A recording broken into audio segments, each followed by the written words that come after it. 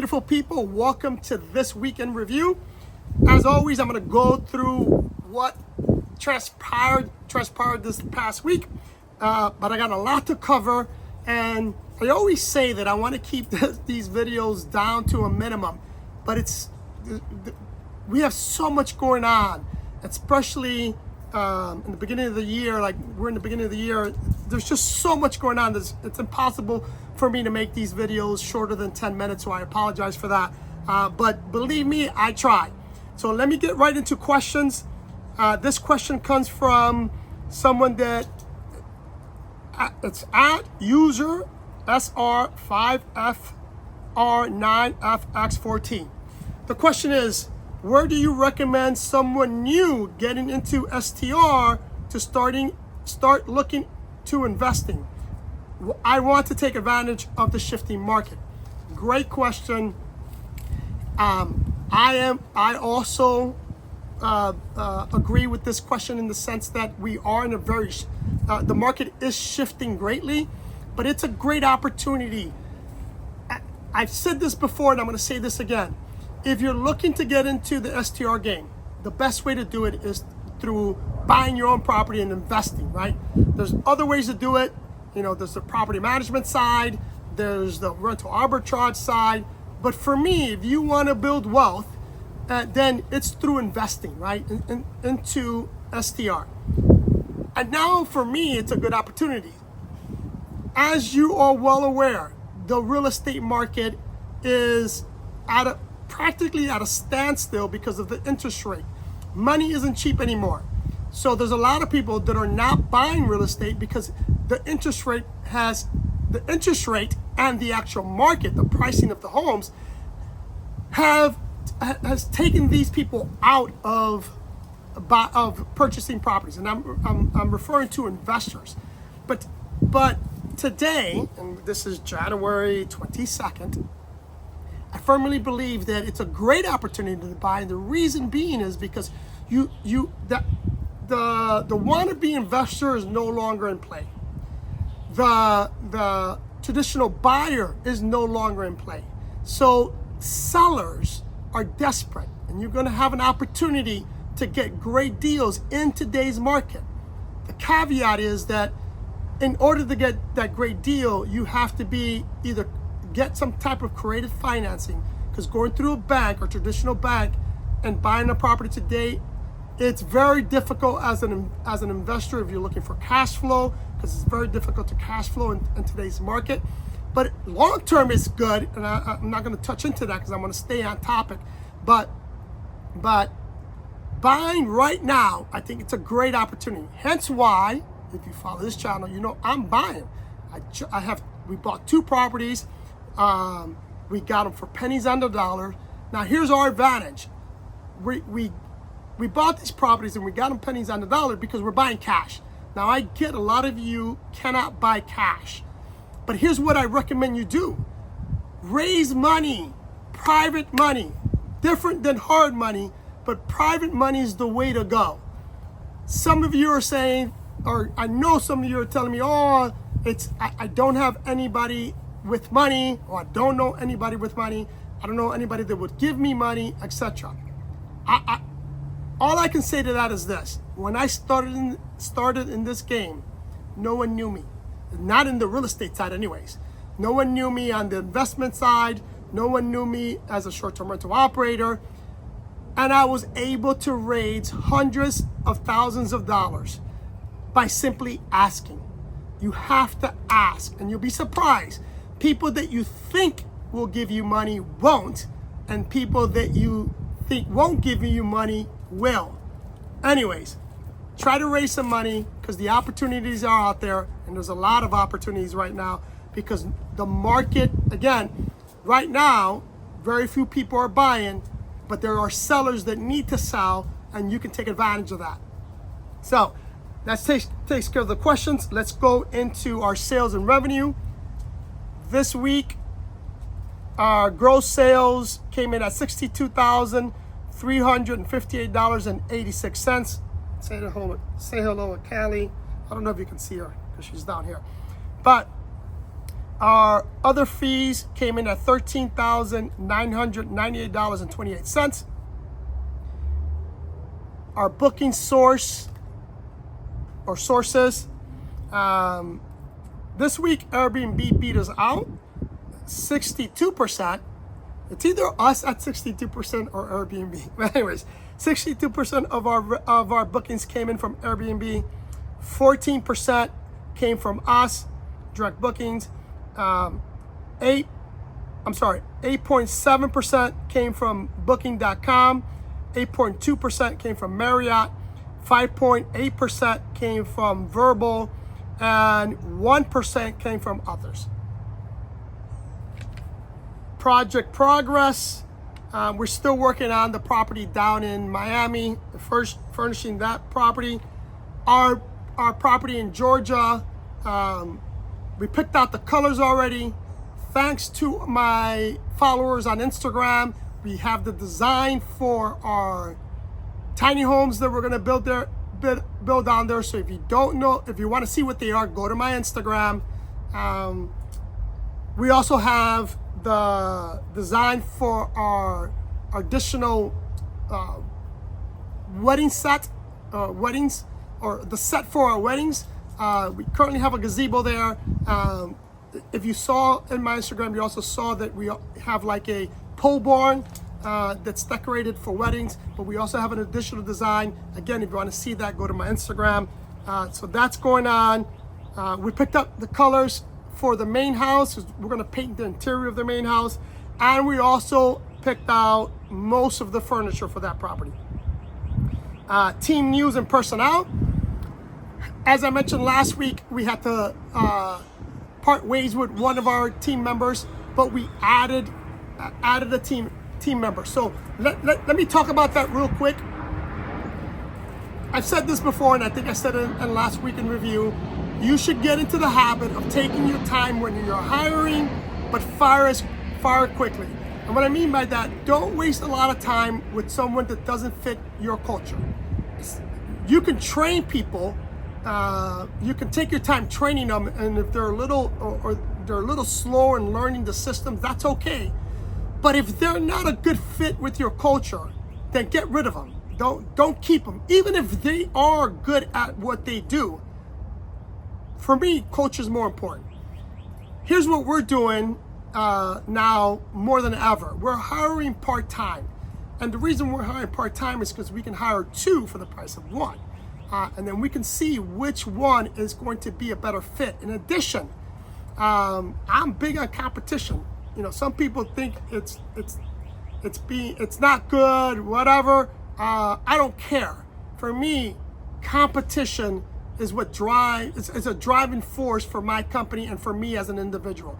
So we hired two people. They're going to compete for the full-time job, right?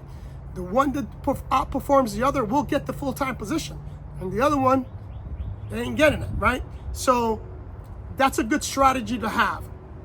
Next, our upcoming goals and plans. As I mentioned in December, we use December as our December to catapult us into the new year. And as I mentioned, in this new year, our goal is to optimize our current properties, have controlled growth, but to expand. And what I mean by expanding into markets that are how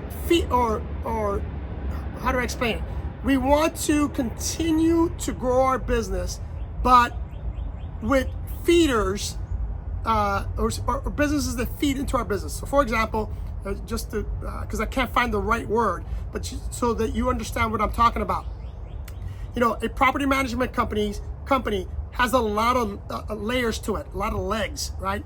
You know, for example, landscaping, we own the landscaping. Pest control, we own the pest control. Cleaning, we own the cleaning company, right? We're going to add another leg to that. I'm very excited about that. And those that are subscribers, not just followers, subscribers to my Instagram know what I'm talking about, because I let the cat out of the bag yesterday on my Instagram for my subscribers. But come February, probably the second week of February, I'm going to make that announcement. It is a big announcement. It's something that's going to add value not only to the company, but to our guests and to the owners of the properties that we manage. Super excited about that. So again, we're gonna add that. Now let's talk about issues and challenges. We have our December, and the marketing we did this in December was phenomenal. As a result, we are, as you know by my weekend reviews, and as you know if you follow me on Instagram, our acquisition is off the chain. We're growing super quick, and as you know, I believe it's important to grow in a controlled manner.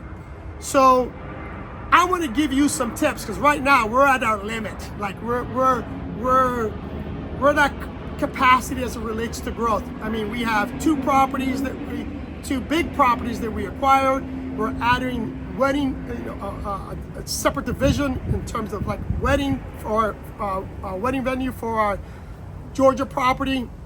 We're adding, we're doing some building. We're acquiring a bunch of properties. As I mentioned, the properties in Fort Lauderdale. We just signed a contract to manage a 9-unit community in Pompano. It's a lot of work. So here's what we do, and here's what I'm going to recommend you do so that you can stay on top of your growth. So the first thing you need to understand is that what I just talked about is the hiring. You got to make sure you have enough staffing and be proactive with that, right? If your goal is to grow, make sure you have the staffing to cover that additional growth. And understand that hiring is a slow process. So be very proactive with your hiring. Next, what you want to do is make sure that you have an effective, make sure that you have your processes and procedures on point and that you automate as much as possible. Here's the beauty about the short-term rental game. There's a lot of things that you can automate. There's a lot of systems, a lot of applications that you can add to your business to be more efficient and to automate a lot of your processes, right? I'll give you an example. Our software that we use for our housekeeping has been phenomenal, right? We no longer have to use a calendar like we used to. Reservation comes in, a cancellation comes in, anything that's related to housekeeping, when it comes in, it's automatically put into our software and into our scheduling. It automatically schedules our cleaners for us. We don't have to do that. I don't have to worry about scheduling anymore. The system does it for me. I can't tell you how much time it used to take us to schedule cleaners and how much time it took us to go in and modify them when we had a cancellation, when we had an extension, when someone requested an early check-in or a late checkout. It used to be tedious. Now we don't even think about it because it's automatic. It's automated. Next is to make sure that your policies and procedures are up to date. I can't tell you, we do that monthly, but even with the fact that we do it monthly, we go in there and oftentimes see that we have policies that we no longer use or have because they've been amended or they've been changed. So we need to take that out, make sure that's clear. Next is your communication. Although we are a multi-million-dollar company, in terms of staffing, we're not that big, yet we cover a large amount of territory. As I mentioned, we're in Florida, Georgia, California, certain parts of the state, but we're also in international. We're in Colombia, we're in Portugal, we're in Spain. So for me to communicate with these people, it's paramount. And it's important that our communication systems are current and up to date and user friendly. I can't be in all places, and I shouldn't be in all places, right? But I need an area where I can go to, and for me, it's this laptop that I can go to, and I can see what's happening with maintenance. I can see what's happening with our housekeeper, with our acquisition department, with our sales department. I can see that firsthand, right? And if there's even communication within guests, if I want to see what's going on, if I want to spot check what my VAs are telling our guests or what they're doing. I can do that. It's easily done through our systems. Very important you do that, especially when you're trying to grow and when you have success with growth. The worst thing that can happen, it's not the worst thing, but because the worst thing is not to have growth, but as you're growing, you can't tarnish your reputation if you're not providing the same quality service that you were providing when you first started. Very important with that. The last thing I'm going to talk about related to this is, as a leader, you need to understand and know your people and know how to delegate. It is one of the most difficult things that I have and that I've learned through coaching other people and working with other companies, is the fact that some of you have a very difficult time delegating. It's paramount, people. I know some of you believe that no one can do something better than you, and in some cases that's true. But if you are an owner, if you are an E-suite executive, you can't don't be a micromanager, man. Delegate, have trust and faith in your staff, and have the checks and balances through your policies and procedures to know that stuff is going to get done. Okay?